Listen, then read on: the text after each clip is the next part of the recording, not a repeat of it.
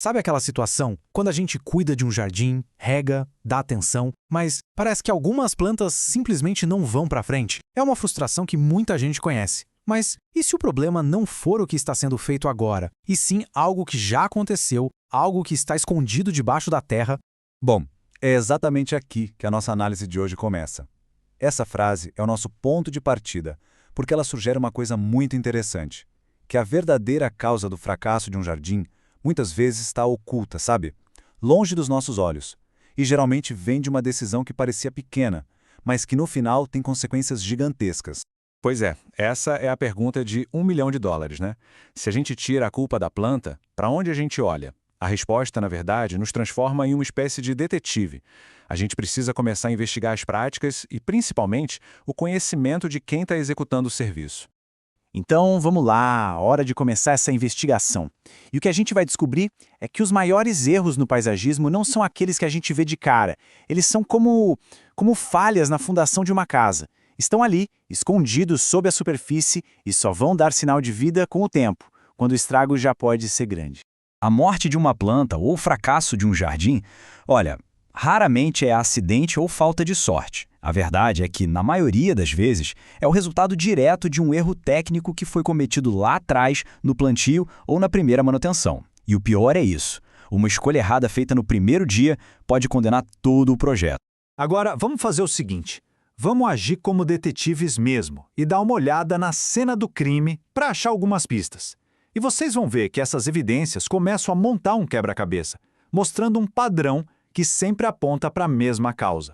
E aqui vai uma das pistas mais comuns e, sinceramente, mais devastadoras. Plantar uma muda sem tirar ela do saquinho de ráfia do viveiro.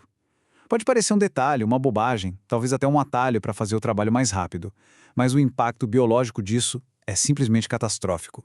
E aqui fica claro o tamanho do problema. Pensa só, com o saco ali, as raízes não conseguem se espalhar, não conseguem buscar água e nutrientes na terra.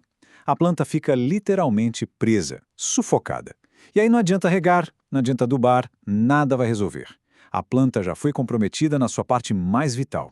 É um erro inicial que simplesmente não tem conserto. Nossa próxima pista tem a ver com algo super comum, as cercas vivas.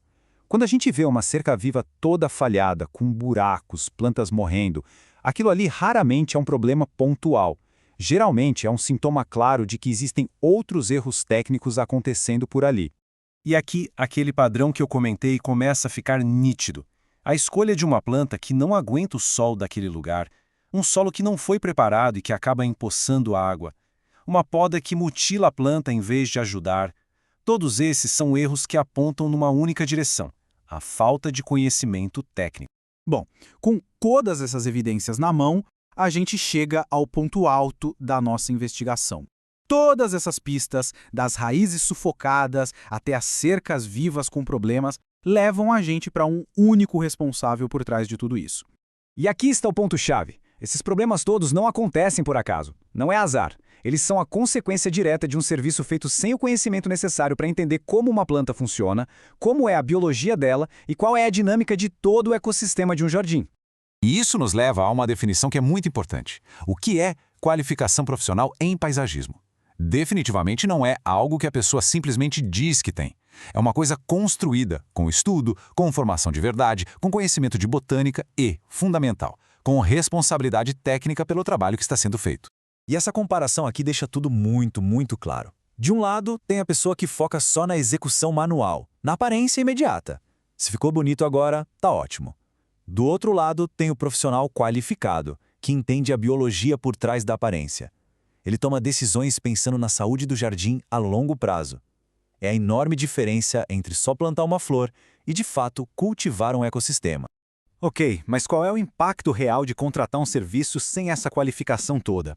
Agora a gente vai analisar o preço que se paga por esses erros que ficam escondidos. E pode acreditar, vai muito além do valor daquela planta que morreu. O custo real, na verdade, é uma cascata de prejuízos. Não é só perder a planta. É o custo de ter que remover tudo, comprar outra, plantar de novo.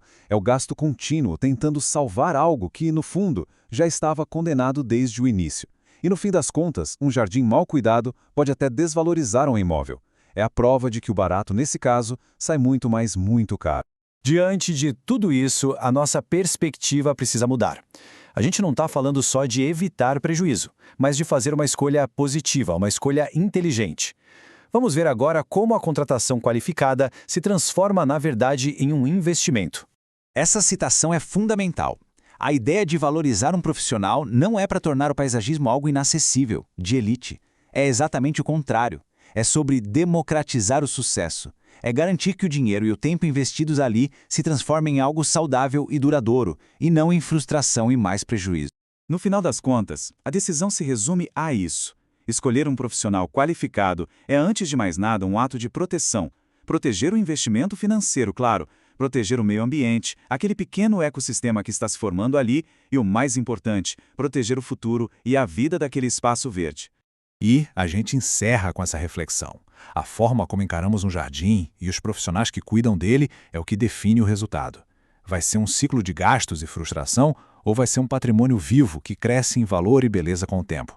A decisão, como a gente viu, começa muito antes da primeira planta tocar o solo.